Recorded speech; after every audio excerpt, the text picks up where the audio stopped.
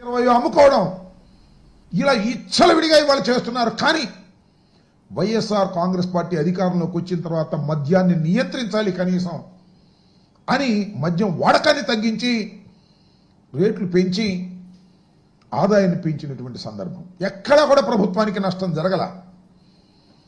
జరగకపోయినా మేము అధికారంలోకి వచ్చాం, కూటమి ప్రభుత్వం ఘన విజయం సాధించింది, చంద్రబాబు నాయుడు గారి ప్రభుత్వం, జగన్మోహన్ రెడ్డి గారికి కేవలం 11 సీట్లే వచ్చాయి, దీనిలో ఎవరెవరు ఉన్నారో కక్ష కట్టేసి వారందరినీ తీసుకొచ్చి లోపల పెట్టేయాలి అనేటువంటి కార్యక్రమంలో వాళ్ళ చంద్రబాబు నాయుడు గారు ఈ సిట్టు పవిత్రం చేస్తూ ఉంది.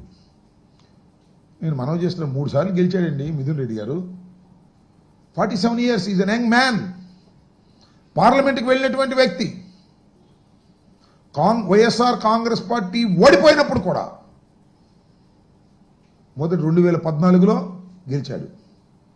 మొన్న 4 సీట్లు వచ్చినప్పుడు కూడా పార్లమెంటుకి ఎన్నికైనటువంటి వ్యక్తి, రాజకీయ కుటుంబం నేపథ్యం ఉన్నటువంటి వ్యక్తి పెద్దిరెడ్డి రామచంద్రారెడ్డి గారు చంద్రబాబు నాయుడు గారితో సమకాలికుడు. అది కూడా ఒక కక్షే. ఎందుకంటే చంద్రబాబు నాయుడు గారికి ఆయనకి కాలేజీ లెవెల్ నుంచి పడదట.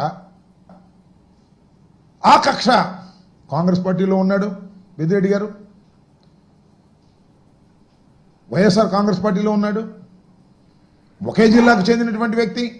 ఆ కుటుంబం మీద కక్ష పెట్టారు. సందులో సడేమి ఇతను కూడా లోపలేసేద్దాం. జగన్మోహన్ రెడ్డి గారికి సన్నిహితంగా ఉంటున్నాడు. ఢిల్లీ రాజకీయాల్లో జగన్మోహన్ రెడ్డి గారికి తోడుగా ఉంటున్నాడు.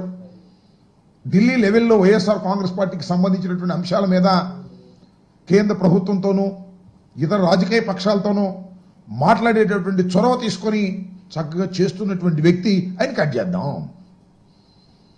2 అవుతాయి పనులు. 1 జగన్మోహన్ రెడ్డి గారిని ఇబ్బంది పెట్టడం, 2 మిథున్ రెడ్డి గారి కుటుంబం మీద ఉన్న కక్షని తీర్చుకోవడం, లోపలేసేద్దాం అనేటువంటి భావంతో ఇవాళ మిథున్ రెడ్డి గారిని కేసులో పెట్టి, సరే మిథున్ రెడ్డి గారు హైకోర్టులో ప్రయత్నం చేశారు, సుప్రీంకోర్టులో ప్రయత్నం చేశారు,